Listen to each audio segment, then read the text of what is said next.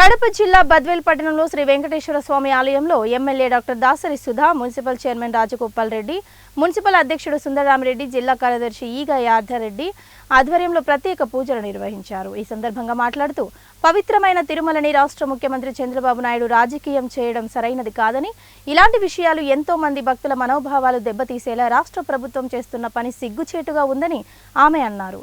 మాజీ ముఖ్యమంత్రి జగన్మోహన్ రెడ్డి పిలుపు మేరకు బద్వేల్ పట్టణంలోని వైఎస్ఆర్సీపీ నేతలతో కలిసి వెంకటేశ్వర స్వామి ఆలయంలో ప్రత్యేక పూజలు నిర్వహించామని ఎమ్మెల్యే డాక్టర్ దాసరి సుధా తెలిపారు. ఈ కార్యక్రమంలో వైఎస్ఆర్సీపీ పార్టీ నేతలు పెద్ద సంఖ్యలో పాల్గొన్నారు. ముందు అధికారంలో ఉన్న వైసీపీ ప్రభుత్వం మీద బురద చల్లే కార్యక్రమము, దేవదేవుడైన శ్రీ వెంకటేశ్వర స్వామికి సమర్పించే ప్రసాదం విషయంలో కూడా వాళ్ళు రాజకీయానికి వాడుకోవడం అన్నది ఎంతవరకు సమంజసమని ఈరోజు వైసీపీ కార్యకర్తలమందరం కూడా మేము బద్వేల్ కాన్స్టిట్యుయెన్సీలో రాష్ట్రంలో ఈరోజు స్వామివారి ప్రసాదం విషయంలో జరుగుతున్న ఈ కాంట్రవర్సీ గురించి మేమందరం కూడా వైసీపీ జగన్మోహన్ రెడ్డి సార్కి మద్దతుగా మేమందరం ఈరోజు స్వామివారికి దర్శనం చేసుకొని పూజా కార్యక్రమం చేసుకొని ఈరోజు ఇక్కడికి రావడం జరిగింది. అయితే మేమందరం కూడా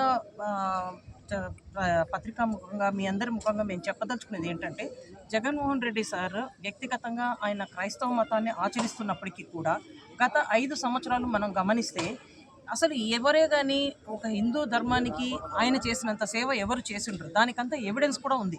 ఎందుకంటే ఆయన బేసిక్గా ఆయన క్రిస్టియన్ మతం ఆచరించినప్పటికీ కూడా హిందూ మతానికి ధూపదీప నైవేద్యానికి ఒక 5,000 కోట్లు కేటాయించడం కానీ, ఒక 2,300 కోట్లు కొత్త గుళ్లకు శాంక్షన్ ఇవ్వటం కానీ, 300 పురాతన గుళ్లను పునరుద్ధరించడం కానీ, ఇవన్నీ కాకుండా అర్చకులకు ఒక 5,000 వాళ్ళ గౌరవ వేతనం ఇవ్వడం కానీ, మన రాష్ట్రంలోనే కాకుండా వివిధ రాష్ట్రాల్లో విదేశాల్లో కూడా గుడుల ఈ హిందూ మతం వ్యాపించడానికి, హిందూ మతం కోసం గుడుల కన్స్ట్రక్షన్స్ కానీ ఫండ్స్ ఇవ్వడం కానీ, ఇవంతా కూడా ఆయన చిత్తశుద్ధికి నిదర్శనం. ఆయన చెప్పాల్సిన అవసరం లేదు. ప్రత్యేకంగా నేను క్రిస్టియానిటీ పాటించినా, నేను అన్ని మతాలను సమానంగా చూస్తాను ఆయన చెప్పాల్సిన అవసరం లేదు.